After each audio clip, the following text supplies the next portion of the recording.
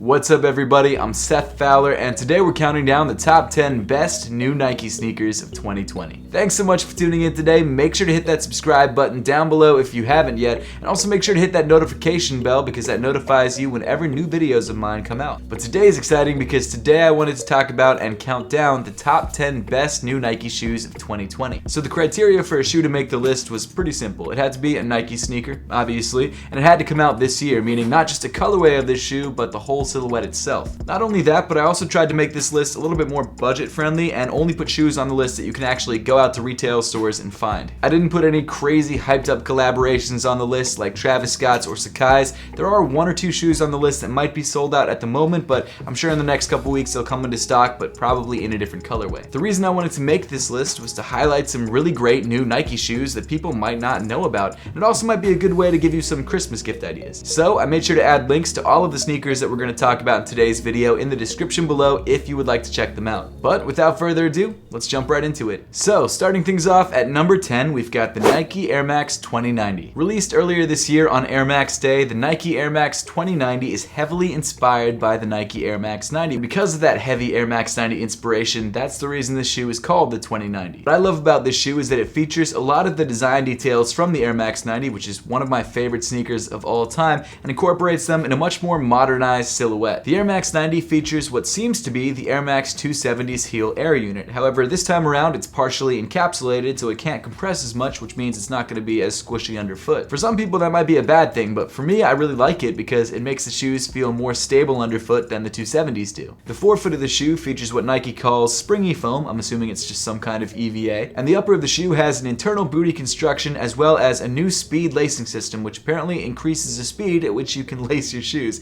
I don't know if that's BS, it sounds like BS, and when I had the shoes it didn't really feel any faster, but maybe they do, I don't remember. In my opinion, the main selling point for this $150 sneaker, which you can actually find on sale for $120 at a lot of different places, is the design. It's a clean, modern, and everyday sneaker that's pretty easy to throw on with pretty much any fit, and it's comfortable, which is always a good thing. At number 9, we've got the upcoming Nike Air Max Zephyr. As of right now, mid-November 2020, this shoe has still not released. However, it does look like the shoe is dropping sometime in December. So the reason I put this shoe on the list, even though I've never tried it on, is that I think it's such a great looking sneaker. Not only that, but the Nike Air Max Zephyr is the first Air Max model to feature an air unit on the upper. Not sure why that's a good thing, don't think it helps with the comfort at all, but it looks dope, and for me that's all that really matters. That's not true, but since I haven't tried the shoe on, I can't really talk about comfort yet, can I? The super modern and organic paneling on this shoe looks incredible. I love the futuristic vibe that this shoe has, and even though the air unit on the upper of the shoe is kind of a weird touch, it makes it unique, and that's what I like about it. Even though we can't try this shoe on yet, we do have some idea of how this shoe will feel on foot because it features a 720 air unit which has been on other sneakers, namely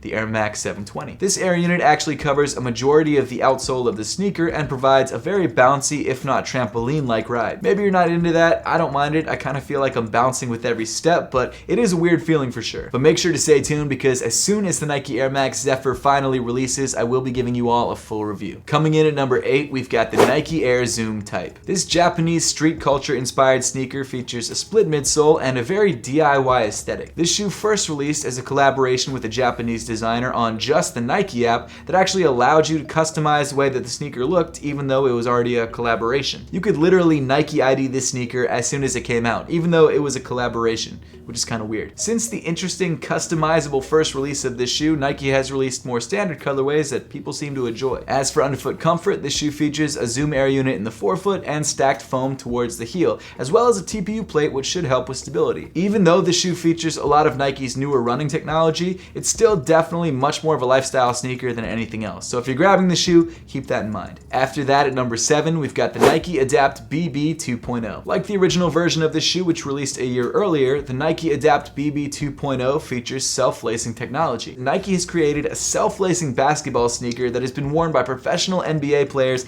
in NBA games and continues to be worn by NBA players in NBA games. If you don't know how this shoe works, there is literally a motor underneath your foot in the shoe. There are essentially wires on top of your feet in this shroud that, as the motor spins, spins, it tightens those wires and tightens the shoe around your feet. And what's crazy to me is that like 300-pound people can be running around in this shoe, jumping and landing on this motor, and it still works fine. It's an insane shoe. They must have put a ton of R&D into this sneaker, and I've got to say, I think it's an incredible feat of technology. In addition to being able to tighten and loosen the shoe by pressing the buttons on the side of the sneaker, you can also adjust the fit through an app on your phone. Not only that, the way that you charge the shoe is by putting it on a wireless charger. It charges through the outsole of the sneaker. It's insane. But honestly, the craziest part about this whole thing is that this sneaker only costs $350, which, yes, I know is a huge amount of money, but for a self-lacing shoe that charges wirelessly and can be worn by NBA players, $350 is nothing. And in my opinion, it also looks pretty good too, and I definitely think it looks better than last year's version. So if you're looking for an auto-lacing pair of basketball sneakers,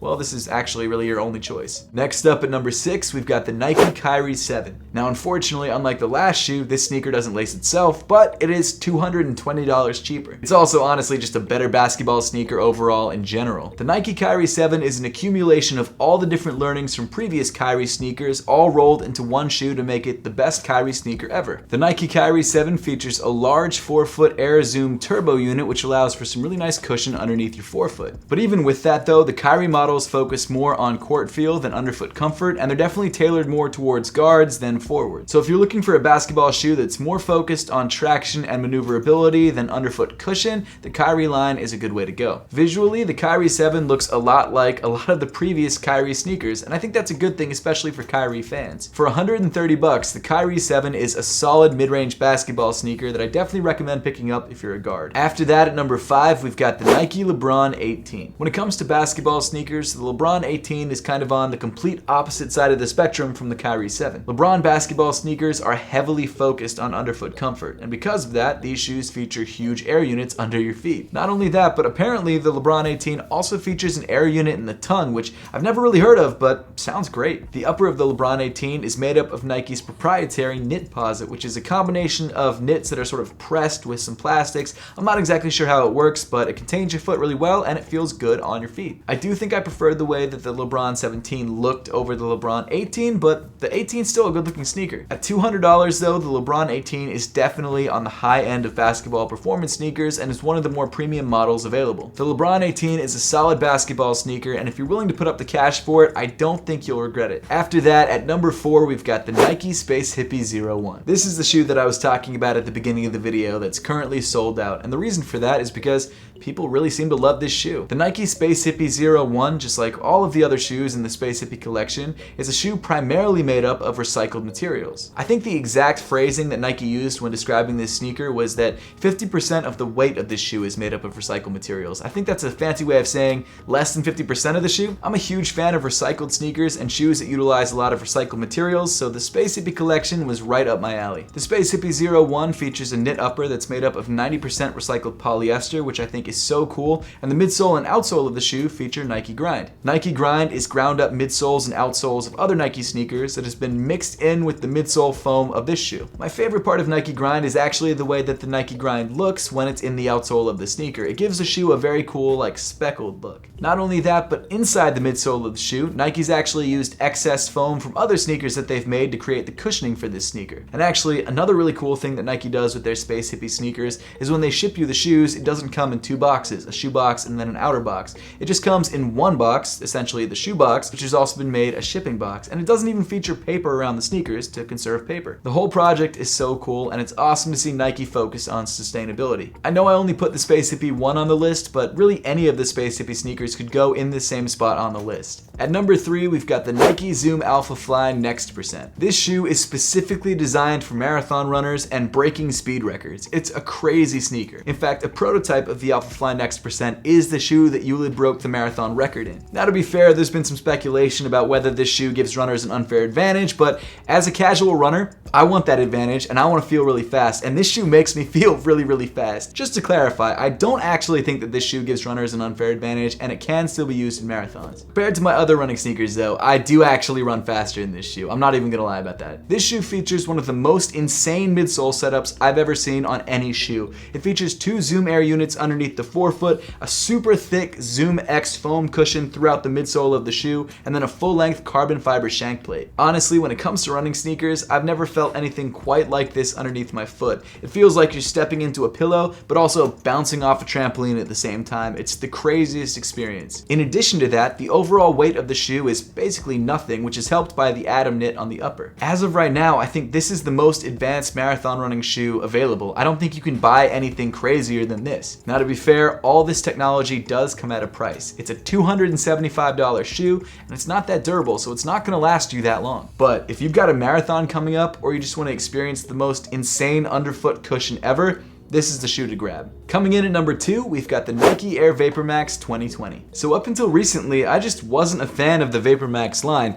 Then the Vapormax 2020s came out, and everything changed. The Vapormax 2020 is a complete redesign of the Nike Vapormax. Yes, it looks pretty similar, and yes, there are some things about it that I don't love, but overall, it's an awesome sneaker. First off, the Nike Vapormax 2020 features a brand new air unit on the outsole, which is made up of 75% recycled TPU. We talked about the Space Hippies already. I told you guys how much I love recycled materials on shoes, and this is just such a bonus for this sneaker. Personally though, I think performance-wise, this air unit is a huge improvement over the previous Vapormaxes because it's a little bit smaller, which means it's not as unstable, and it just feels better underfoot. Not only that, but the upper has also been completely redesigned. It still features Flyknit, which still feels incredible on foot, and I think this new version of Flyknit has some recycled materials in it, which of course is a good thing. The tongue of the sneaker is also changed up a little bit and features recycled foams, which makes it softer than the original Flyknit tongue, which I definitely prefer. But weirdly enough, the biggest change between last year's Vapormax and this year's Vapormax is the brand new lacing system. No, it doesn't have standard laces anymore, it's got a Fly Ease lacing system. Rather than tying the laces on the Vapormax like you usually would with most other shoes,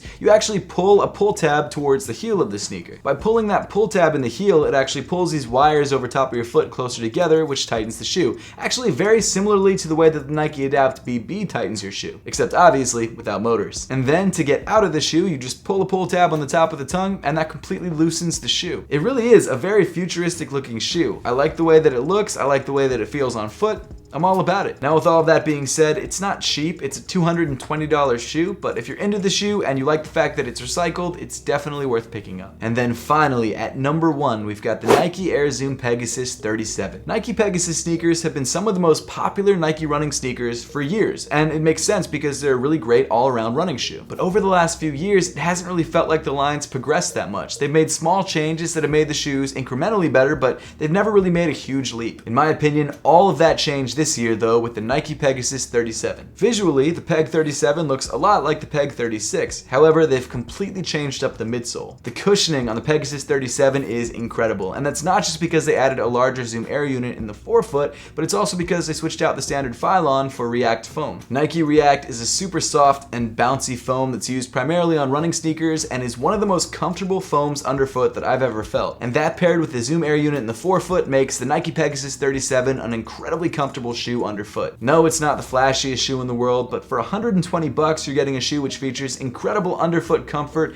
and is also a solid lifestyle and running sneaker. It's crazy how much I wear this shoe. I wear it almost every single day and I have over 100 pairs of shoes. I love this sneaker. If you're looking for a comfortable everyday shoe that also doubles as an excellent running sneaker, the Nike Pegasus 37 is a great way to go. But with that, we wrap up the video for today. Now, I would love to know your thoughts on all of the shoes that we talked about in today's video, so make sure to let me know in the comment section down below. And as always, thank you so much for watching. Make sure to subscribe if you haven't yet, and I'll see you all in the next one.